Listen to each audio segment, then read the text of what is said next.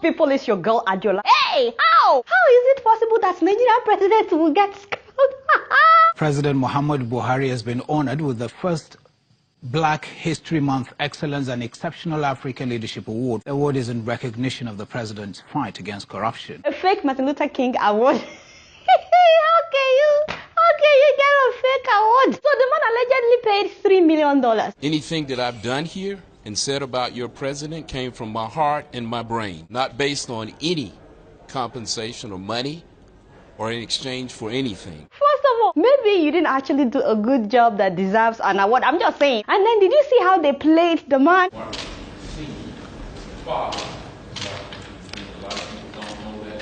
He said on behalf of Martin Luther King Sr., whom a lot of people don't know about, they knew that he won't know. And they still didn't know after the guy said Martin Luther King Sr. because they still wrote Martin Luther King Jr. on Twitter after the guy told them Sr. Dang, but what? Yeah, Mommy Abike, and you were standing, you were right there. So the family of Martin Luther King blatantly denied any association with the award that was presented. They denied it on Twitter. They said the award given to President Buhari of Nigeria was not given by the King Center at the request of the King Center or by the children of Martin Luther King and Coretta Scott King. I was like, shut up. Now they are doing damage control in Nigeria. But let's not pretend that we didn't see that awkward moment during the award presentation. What is going on here? Like, seriously, what? What is happening here? I think the woman presenting the award was expecting a kiss.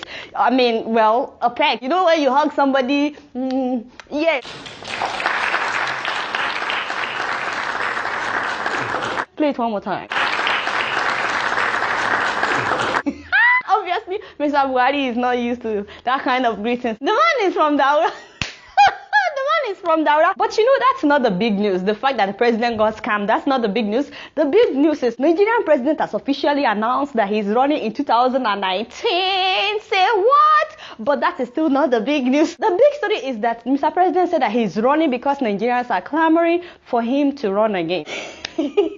For those of you that don't speak English, like myself, they are trying to say that we are begging for him to run again. I said, why? Don't do me like this. Seriously, this is very, very embarrassing. Who wrote that statement? Who wrote that crap? Malam Gabashewu, you're welcome to this one. It was you. Why do old people lie? And if there's any Nigerian out there clamoring for Buhari to run again, please stop being wicked. Please, we are begging you. At least think about his age. Think about his health and let the man rest. Remember when Buhari said he will only do one term because of his old age? Those were the days, The man has broken so many promises that he made before the election. First of all, didn't he say he would end medical tourism? Yeah, he spent 3 months in London hospital after making that promise. First and foremost, we will plug the holes in the budgetary processes. Budget excess.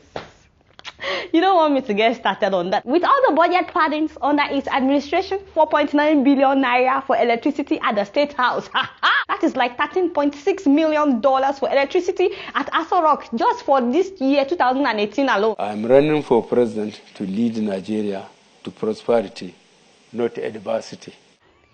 You see, prosperity. Mr. President. Don't do. We've never experienced the level of suffering that we have right now in Nigeria. People are literally committing suicide. In Nigeria, we used to be one of the happiest countries on earth. For real, we used to be one of the happiest people. We will always act on time and not allow problems to irresponsibly fester.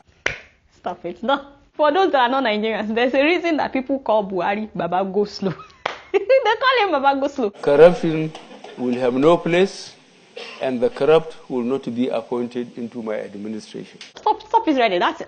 Mr. President, you're welcome to this program. Of course, it's your girl. In case you are watching, yes, we are praying for you. Please move closer, Mr. President. Last week, you approved the release of $1 billion to fight Boko Haram after telling us, well, about 10 times now that you have defeated Boko Haram. We are confused. We are very, very confused. What is this money for? What is...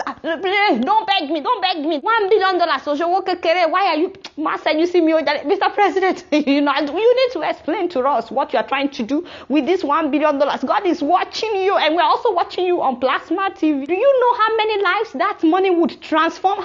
Father, tomorrow now you will say Nigerians are begging for you to run. Don't beg me. I'm just keeping it real.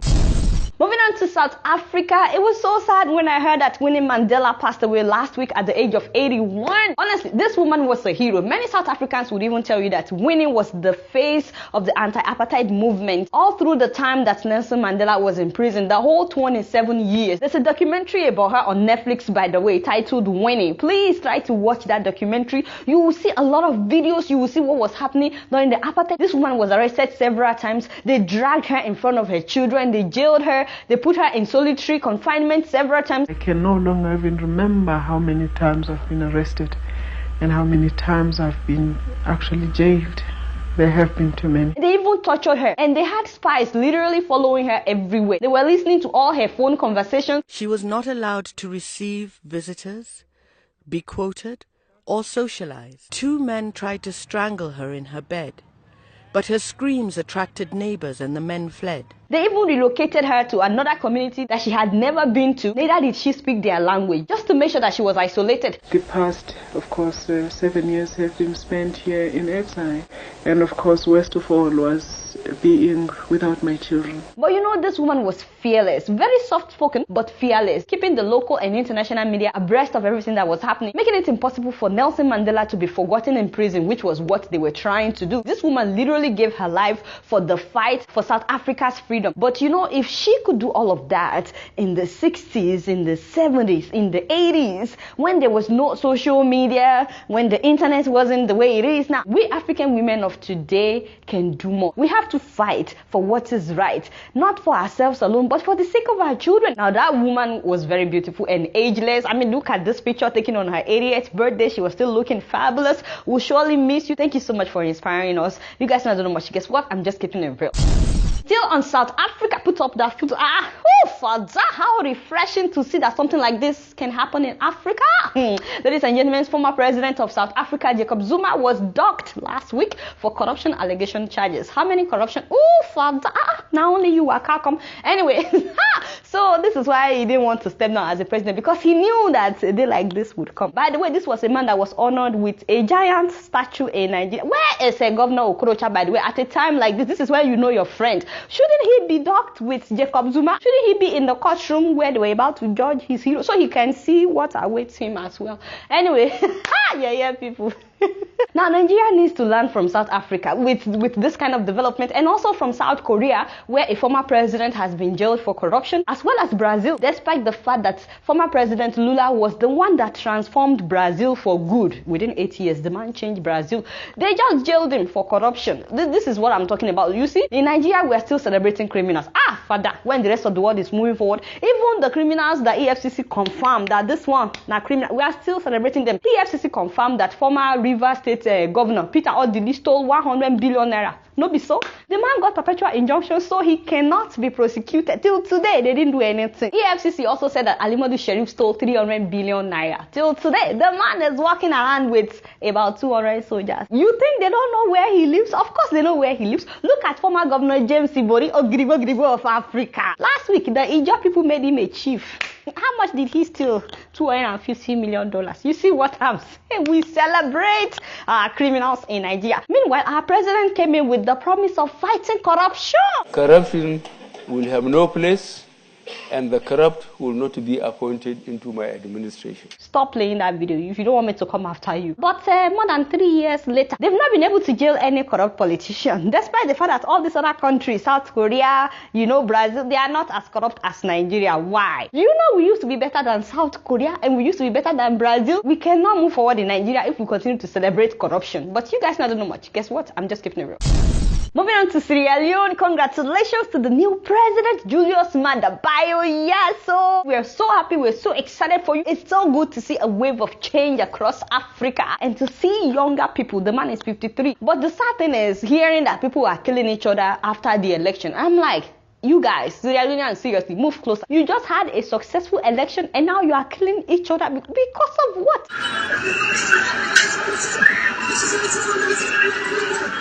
We do not want a relapse of what had happened in the past. We don't want any war in Sierra Leone. Y'all need to get it together. But in the midst of this, I'm so happy to see the new president calling for peace, calling for unity. Elections are over, the results are out, and we know the result. We have only one country, Sierra Leone. We not need to bring violence into election. I'm so happy that he's doing this. Enough of the killings. Having said all that, Mr. President, please move closer. Welcome to my plasma TV. My name is Adela Fayon, in case you don't know me.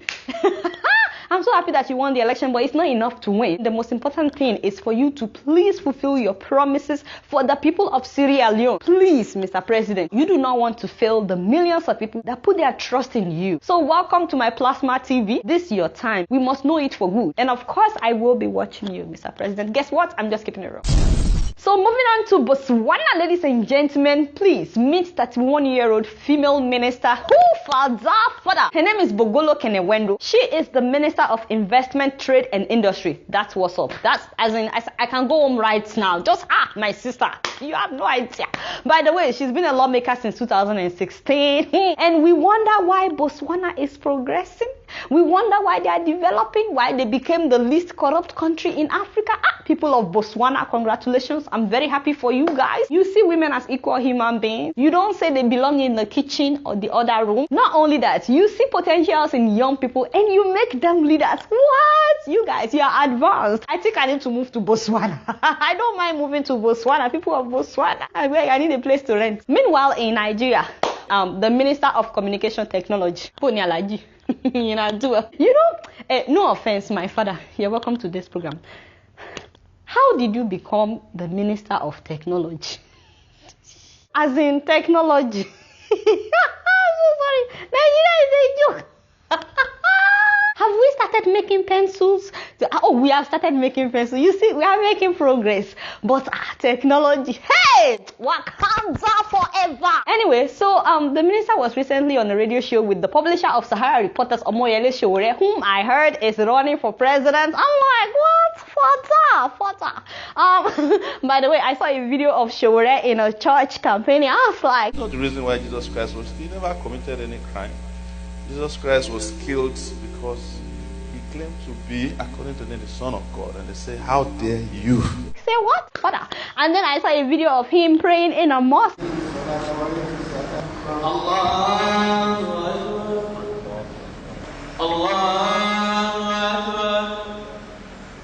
Okay, confirmed. Sowore has become a politician. But you know, that is not even the issue I'm talking about today. If you see how this minister tried to belittle Sowore because Sowore is 47 years old. Saying is that, sir, no, sir, I've been at this for 30 years. 47 years, sir. God become president. President my food. You are a daydream. You see what I'm saying? You are just a noise maker. Sir, this was the same way Jonathan people were sounding in 2014. Any other politician. Nobody even heard about some of you in 2014. No, because you are inconsequential politically. I am consequential. By telling me that I'm inconsequential, you are rubbishing my generation.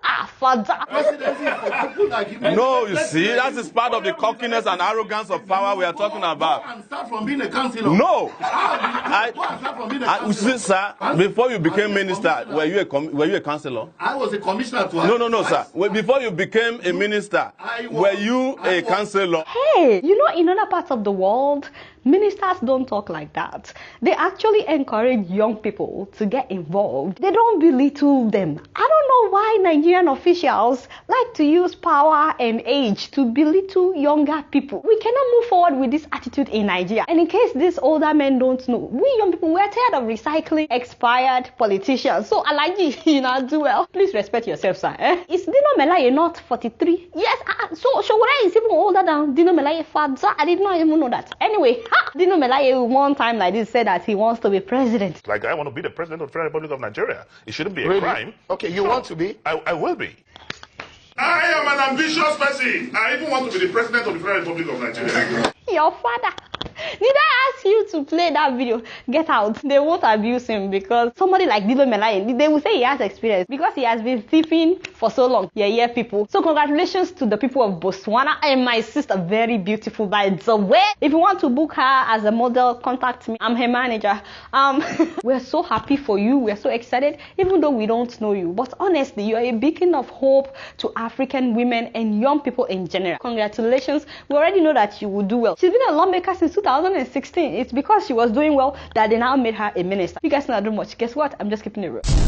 And speaking of young leaders, ladies and gentlemen, please meet Ethiopia's new Prime Minister, 42-year-old. I have to say that again, 42-year-old Father Abiy Ahmed. Congratulations, my brother. He is the first Oromo to be appointed a Prime Minister by the TPLF government. I'm so happy to see that the opposition is finally being included. However, some Ethiopians are saying that it's about time for them to elect their leaders, that they are tired of TPLF appointing leaders over them. And you know, I'm really happy to see a younger person as Prime Minister, but I think I agree with the idea of people electing the person that they want. Now, since his appointment, so many things have happened. First of all, Ethiopia has closed down a prison that is notorious for holding opposition figures as well as journalists and activists. So we're very happy about that. Also, the internet was restored after 5 months of blackout. I was like, y'all didn't have internet for 5 months in Ethiopia? How? What the heck? You guys have been through. I'm really hoping that this new Prime Minister will not just say he's Oromo, but will actually stand for what is right, guarantee the freedom of the press, release all the political prisoners, ensure that it's a new day in Ethiopia where people are free to protest, and make sure that quality of life is for everybody. I think it's important for Nigerians to see that in other African countries, young people are making waves. They are part of the decision making of their country.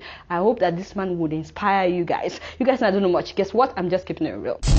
Alright guys, it's been real and I'm keeping it right up in here. Don't forget to follow me on Facebook, Twitter and Instagram. And if you're trying to reach me, this is my email address. If you would like to advertise on my show, this is the email to advertise. I'm very grateful for the 100,000 subscription. Daddy and mommy, uncle and auntie, everybody at home. Thank you very much.